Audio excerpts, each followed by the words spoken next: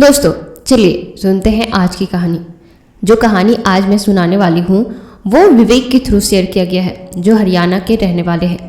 अगर आप भी चाहते हैं कि मैं आपकी कहानियों को आवाज़ दूं तो आप मुझे मेरे इंस्टाग्राम पर शेयर कर सकते हैं। मेरी इंस्टाग्राम की आईडी है digitaldiव्या001, जिसका लिंक मैंने डिस्क्रिप्शन में डाल रखा है। तो चलिए कहानी की ओर बढ़ते हैं।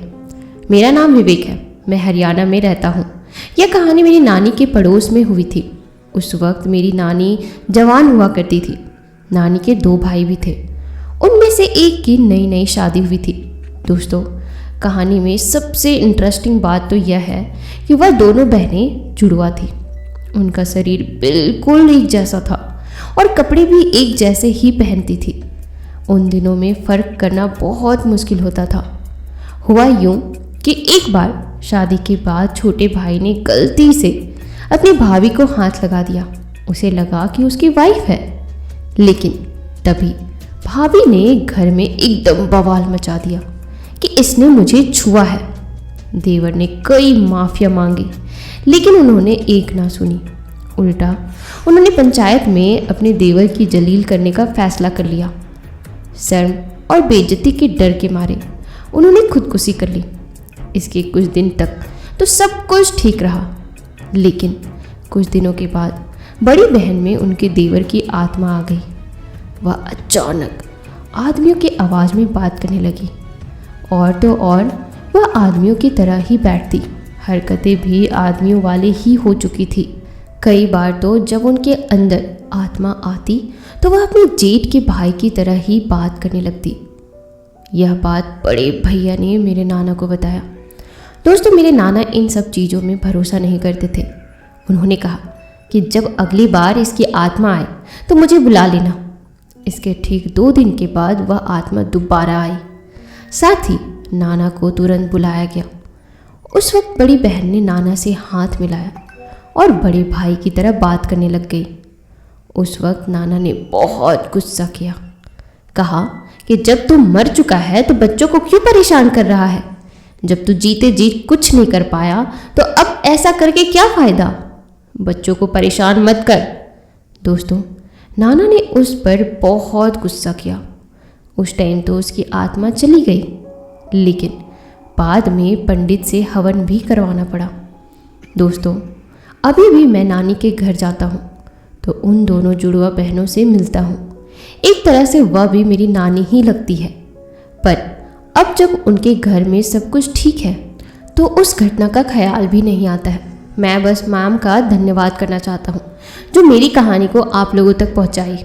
तो दोस्तों यह थी विवेक की कहानी, जो कि हरियाणा में रहते हैं। आपको इनकी कहानी कैसी लगी मुझे कमेंट सेक्शन में ज़रूर बताइएगा।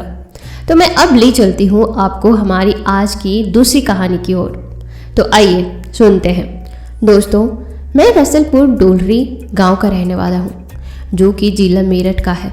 और तो और यह बात आज से 10 साल पुरानी है। मेरे घर के पीछे ही एक घर था। उस परिवार में 10 से 12 मेंबर थे और ठीक वह जिस घर में रहते थे वहाँ पहले एक कुआं था, बहुत बड़ा और गहरा। अक्सर उन दिनों कुएं के पास घूमते हुए कई जानवर कुएं में गिर भी जाते थे।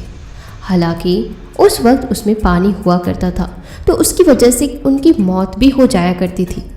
और तो और उसी कुएं में एक लड़के ने खुदकुशी करके अपनी जान भी दी थी। खैर उस परिवार ने वह ज़मीन ली और कुएं को मिट्टी से भरकर घर बना दिया। घर बनने के बाद 1 साल तक तो सब कुछ ठीक ठाक रहा और खुश रहे, लेकिन ऐसा कब तक चलता? 1 साल हो जाने के बाद कभी कभी अजीब अजीब आवाज़ें आना शुरू हो गए। उन दिनों उनके घर के पीछे जंगल ही जंगल था। उस तरफ तो ज़्यादा ही अंधेरा रहता था, क्योंकि जब घर ही नहीं था तो रोशनी कहाँ से आएगी, और जंगलों में स्ट्रीट लाइट लगाने का कोई मतलब ही नहीं होता। खैर एक दिन उनके घर का एक लड़का अंडा खाते हुए रास्ते से जा रहा था। उसे अचानक पीछे से आवाज़ आई कि अकेले अकेले खा रहा है, हमें नहीं खिलाएगा। दोस्तों ऐसा सुनने में आता है कि बुरी आत्माएं यह सब सफ़ेद चीज़ों को देखकर ज़्यादा अट्रैक्ट होती है। पर खैर उस लड़के ने खिलाने से मना कर दिया। अब दोस्तों हुआ यूं कि उस लड़की की बॉडी पर बहुत बुरी आत्मा ने कब्जा कर लिया। उसे सपने में सांप दिखाई देने लगा। उसने सपने में ही उस सांप को मार दिया।